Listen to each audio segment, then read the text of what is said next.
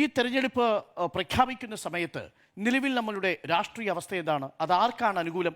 നോക്കൂ, 57 സീറ്റുകളിൽ 2006 പുനർനിർണയത്തിനു ശേഷം തുടർച്ചയായിട്ടുള്ള 3 തിരഞ്ഞെടുപ്പുകളിൽ ഇടതിനോടൊപ്പം നിൽക്കുന്ന സീറ്റുകളാണ്. മറുഭാഗത്താവട്ടെ 29 സീറ്റുകളാണ് UDF-ന് കഴിഞ്ഞ 15 വർഷമായി മാറാതെ നിൽക്കുന്ന സീറ്റുകൾ. അത് കാലങ്ങളോളം മാറാതെ നിൽക്കുന്ന സീറ്റുകളടക്കം ലീഗിൻ്റെ സീറ്റുകളടക്കമുണ്ട്. നോക്കൂ, ഈ 41 സീറ്റിൽ നിന്ന് ഭൂരിപക്ഷം വേണ്ട 71 സീറ്റിലേക്ക് UDF-ന് യാത്ര ചെയ്യണമെങ്കിൽ 30 സീറ്റുകൾ പിടിച്ചെടുക്കണം.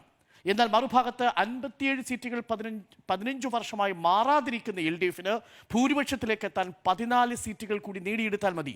ഇത് UDF-നെ അലട്ടുന്ന കണക്കാണ്. ഈ അരിത്തമാറ്റിക്സ് ആണ് യഥാർത്ഥത്തിൽ UDF-ന്റെ പ്രശ്നം. അതായത് 14 സീറ്റുകൾ നേടിയാൽ 57 സീറ്റുകൾ അവർ ഏകദേശം ഉറപ്പിച്ചു എന്ന് കരുതുക.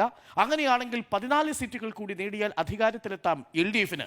മറുഭാഗത്താണെങ്കിൽ അതിൻ്റെ ഇരട്ടി നേടേണ്ടി വരുമെന്നുള്ളതാണ്. അതായത് LDF ഒരു പടി ചവിട്ടുമ്പോൾ UDF-ന് 2 പടി കയറേണ്ടി വരും. അപ്പോൾ ഈ ആയാസത്തെ മറികടക്കാൻ വേണ്ടി ഒരു ഷോർട്ട് കട്ട് വേണം. ആ ഷോർട്ട് കട്ട് കേരളത്തിൽ രാഷ്ട്രീയ വിഷയങ്ങൾ ചർച്ച ചെയ്യാൻ പാടില്ല. കേരളത്തിൽ വികസന വിഷയം ചർച്ച ചെയ്യാൻ പാടില്ല. കേരളത്തിൽ സർക്കാരിനെതിരെയുള്ള അഴിമതി ആരോപണങ്ങൾ ചർച്ച ചെയ്യാൻ പാടില്ല. വളരെ ബോധപൂർവമാണ്.